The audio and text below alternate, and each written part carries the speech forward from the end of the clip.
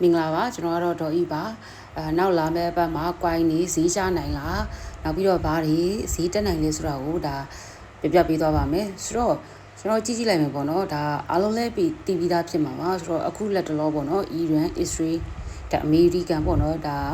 ဒီတိုက်ခိုက်မှုဖြစ်ပွားနေရပေါ့နော်စစ်ပွဲဖြစ်ပွားနေတဲ့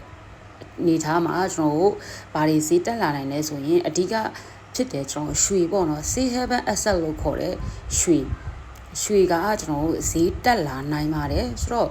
ဒါကတော့ငကိုတုံးကလည်းအရင်တုန်းကလည်းဒီလိုမျိုးတွေ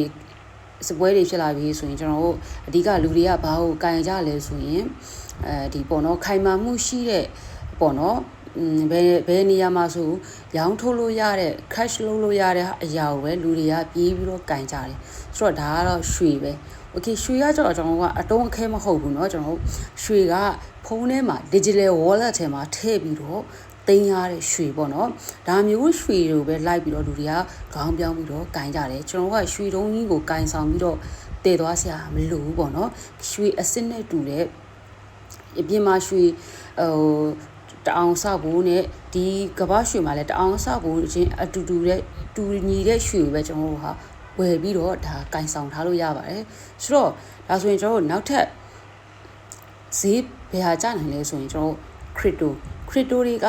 ဈေးကျနိုင်တယ် correction ဖြစ်နိုင်တယ်ဘာလို့လဲဆိုတော့ကျွန်တော်ကလူတွေကဒါမျိုးအခြေအနေဖြစ်လာပြီဆိုရင်ကြောက်ပြီးတော့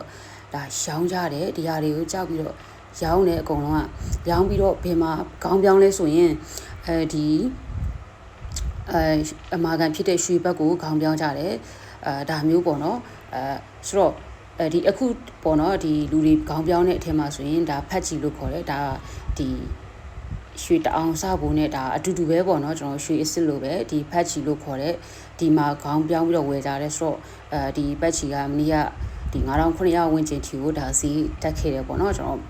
ဆိုတော့အခုကျွန်တော်ကဘာရွှေလဲဒါစီတက်နိုင်ပါတယ်ဒါပြီးခဲ့တဲ့အပတ်ကဒါတက်ခဲ့တဲ့ဒါ9600ဒီထီကိုဒါလာနိုင်ပါတယ်ဆိုတော့အဲ့ထက်လေးကြော်ရင်ကြော်သွားနိုင်ပါတယ်ကျွန်တော်အဝယ်လေးဆိုရင်ကျွန်တော်9200ဝန်းကျင်မှာဒါအဝယ်တွေဝင်လို့ရပါတယ်ဆိုတော့ဒါပေမဲ့ကျွန်တော်သတင်းကိုအမြဲတမ်းအစမပြတ်စောင့်ကြည့်ပါဘာလို့လဲဆိုတော့သတင်းကကျွန်တော်ငြိမ်သွားပြီဆိုရင်ရွှေရလေအောက်ကိုဒါ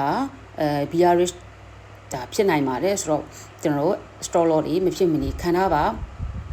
ဆိုတော့ဒီနောက်ပတ်မှာဆိုရင်လည်းကျွန်တော်မိတ်ဆွေတွေအားလုံးအမြဲရကြမယ်လို့မျှော်လင့်ပါတယ်ကျွန်တော် daily analysis လေးလည်းတရက်ဒါလုပ်ပြီးသွားပါမယ်ကျွန်တော်ရဲ့ channel မှာဒါ like and subscribe လုပ်ထားလို့ရပါတယ်အားလုံးကိုကျေးဇူးအများကြီးတင်ပါတယ်